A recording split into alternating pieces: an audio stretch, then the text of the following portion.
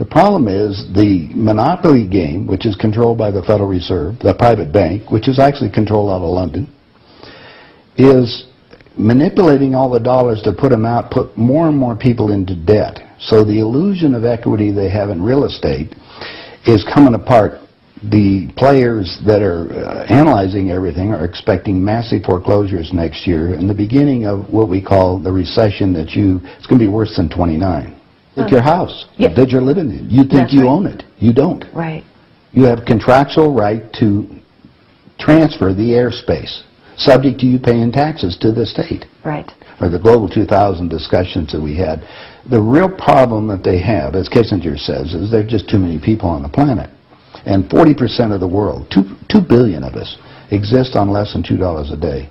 The summary of the Global 2000 report I put up on my website, nohopes.com, but if you look at it, it makes sense to get rid of people. So what they said, they're going to make godlike decisions on who lives and who dies.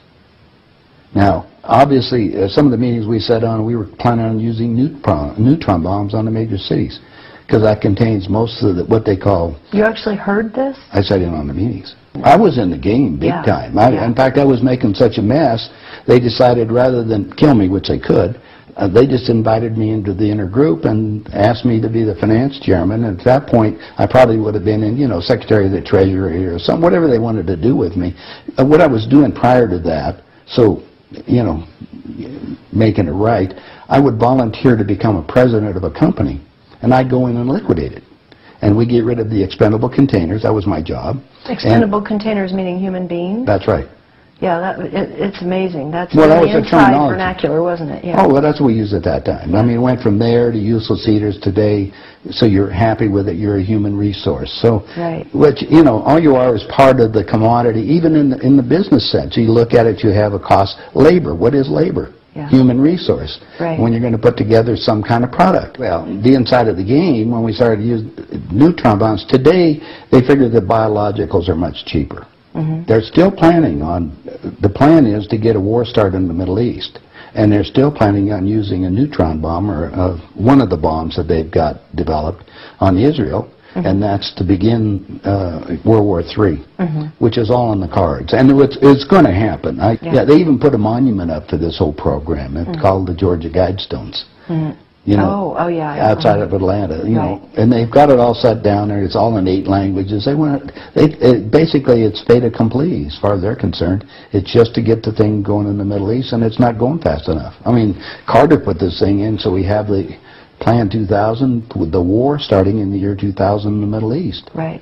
Reduce the population of the planet down to 500 million. Have one world currency under the Homeland Security, or the FEMA, if you want to call it.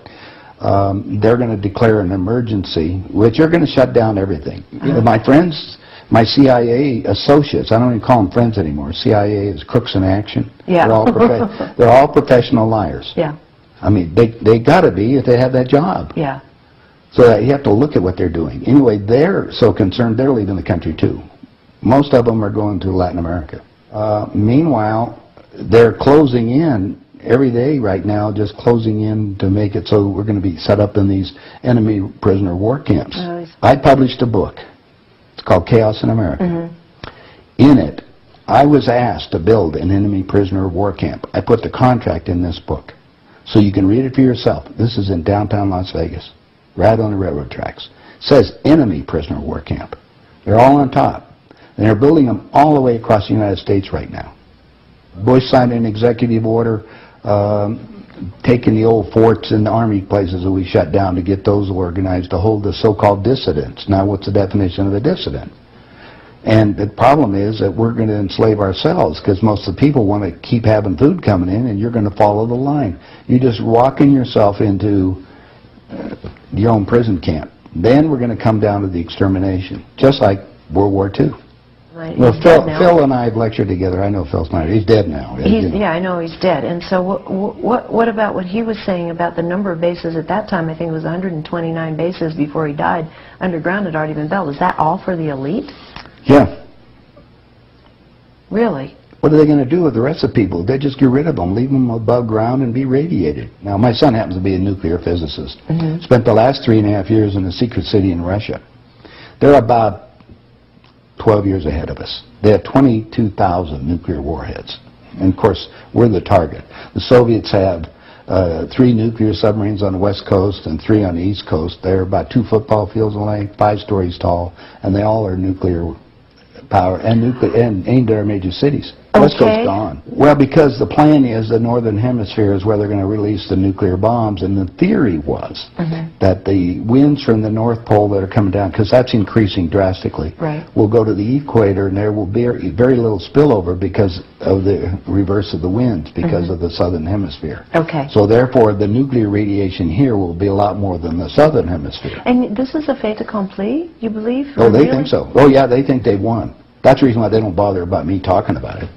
They don't care whether you know or not. What are you going to do about it? And you have no idea what China is until you go over there for yourself. With 1,300,000,000. You understand? Almost, well, a little over 4 times our population. Right. It's, you know, I spent some time over there and I had some government friends. They think what they're going to do is let the West go have its fight. And then they want to clean up. They say it's been 5,000 years. We want to run the world when we get through. And what they're doing? Acquiring all the assets.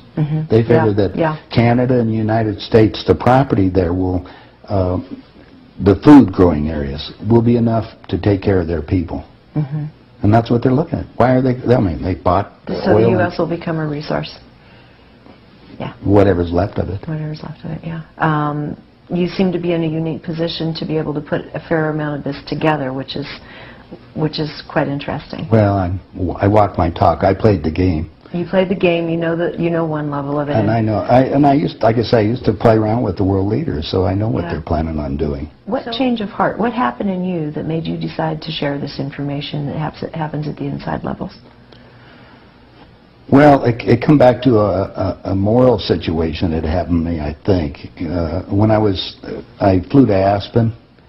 I brought my 2 daughters up there so they could go skiing. And when I was invited to this meeting. When I walked into the room, the world leaders were there. And that's when they asked me to be the finance chairman. As they said, we'd like you to be the finance chairman for the next president of the United States. And the first thing I asked is, why me? And they said, well, we owe you a favor.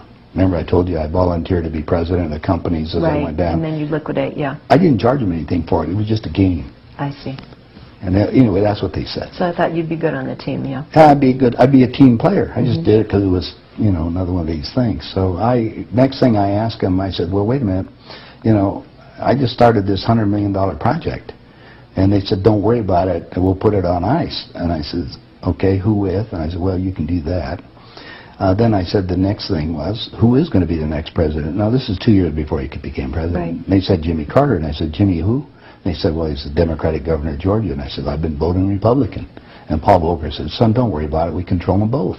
Yeah. And I said, well, I got the next question is, what does a finance chairman do? Yeah.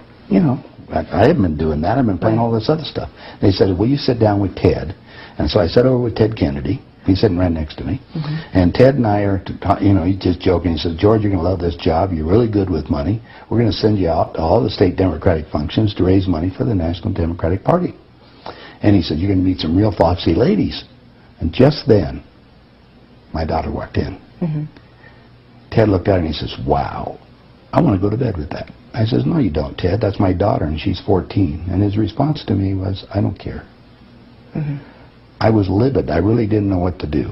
So it was that moment of that personal insult. That was part of it. Yeah. I got up and I walked across the room. I then talked to Pierre Trudeau and his wife, who was the Prime Minister of Canada at that time.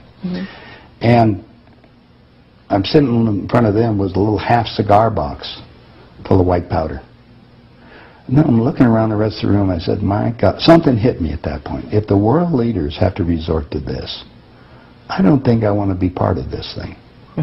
I mean, even to the even to the pollution and getting everything else they're talking about, getting rid of all the other people. I mean, I was raised in a packing house and slaughtering animals, and you get to the point where people are just animals at that level. And then I found out a little bit more about the details of the Plan 2000, of the annihilation of the entire planet. I said, I got to stop these people. There's something there. I mean, it's just, they got to be stopped.